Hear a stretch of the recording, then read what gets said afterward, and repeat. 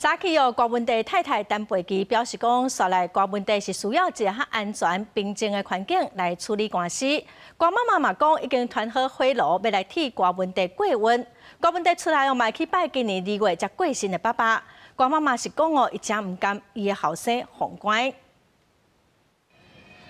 律师团一早起来到看守所会见前民众党主席郭文迪，向裁决7000万交保伊经过周末的思考，催培同意交保。跟柯文哲先生说明，关于资金筹措的这个来源柯文哲先生他同意，由陈佩琪医师来办理后续的交保程序。那这一次的交保金其实都是由家人来负责的，所以我想这也是一个很大的关键，好让柯主席可以点头同意。听到消息了，郭文迪的太太陈培基即时出门，赶去银行处理交保的手续。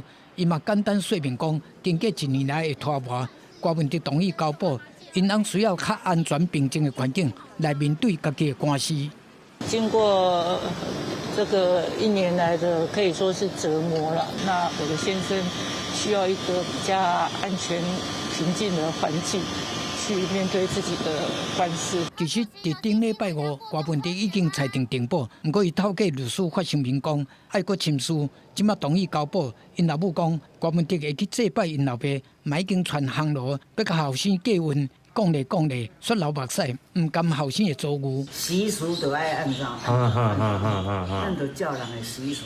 另外一个人找1年，佫找无。我们希望他平安健康。因为郭文迪讲限制住所，若要转新店，就要伫裁定的时间，用手机交代1点住所的画面。面对郭文迪交保，支持者早就到现场，欢迎外口全是人。民众都嘛动员，下晡1点伫北检集合。警方是派出上少40个警力来戒备。到目前为止，北检阁咧研议，敢有要提出控告。记者综合报道。